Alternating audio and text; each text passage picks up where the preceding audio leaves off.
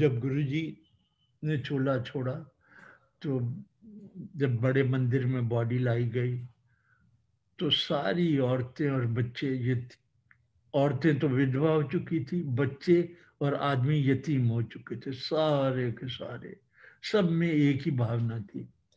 और हुआ ऐसे कि रात को 12 बजे मुझे फोन आया वीपी भारद्वाज का कि गुरुजी को हार्ट अटैक हुआ है, हम उनको ले जा रहे हैं।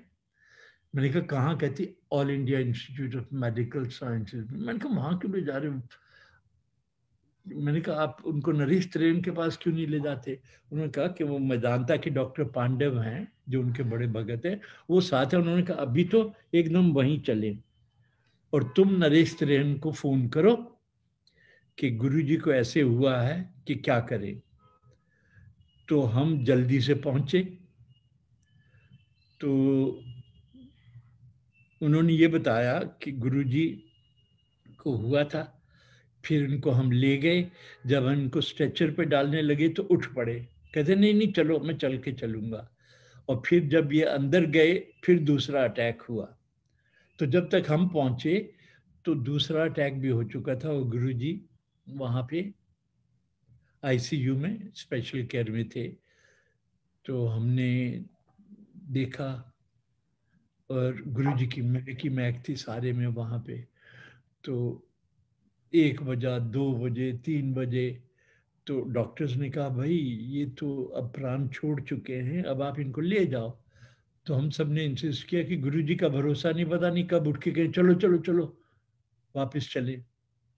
तो जब सुबह के 7 बज गए तो उन्होंने कहा कि भाई नहीं। तो मैं जब वहां पहुंचा तो मैंने फिर नरेश त्रेन को फोन किया, उसको उठाया आधी रात को। तो नरेश ने फोन उठाया, मैंने कहा ऐसा ऐसा हो गया है यार, हमारे गुरुजी को हार्ट अटैक हुआ है।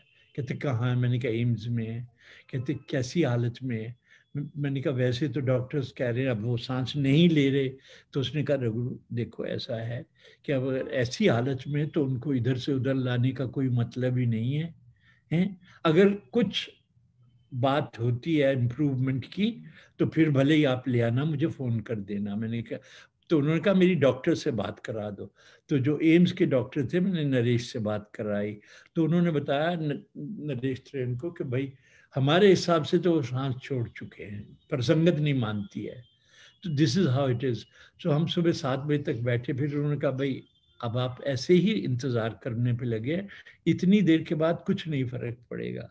तो फिर हम उनको लेके गए बड़े मंदिर में। पर मेरी बेटी जो थी अवनी, वो उस वक्त 12 साल की थी, 10 साल की थी। तो हम लेके गए तो वहां सारे रोना धोना और ये सब होता रहा। तो क्रीमेशन हुआ जब 4, 4:30, 5 बजे, तो गुरु जी की सारे में इतनी महक के बजाय रोने धोने के सब एक दूसरे को जप्फी डालने लगे कि गुरुजी तो यही है, गुरुजी तो यही है। तो लंगर भी चल रहे थे, सब कुछ हो रहा था। तो फिर हम रात को कोई 8-1 बजे वहां से चलने लगे। तो मेरी बेटी कहती पापा मैं तो घर में नहीं जाऊंगी। मैंने कहा क्यों? कहती गुरुजी नहीं गए हैं, पता नहीं ये सब क्यों ऐसे बोलते हैं, मैं यहीं रहूंगी।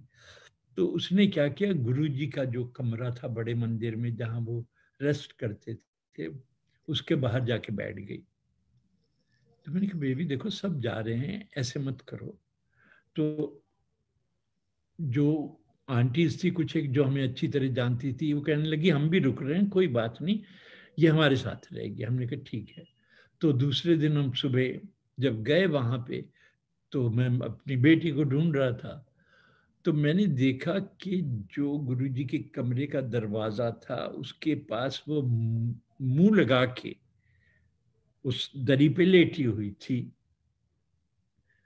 तो मैंने उसको जगाया, मैंने कहा बेबी क्या कर रहे हैं आप? कहती पापा इधर से गुरुजी की महक आ रही है।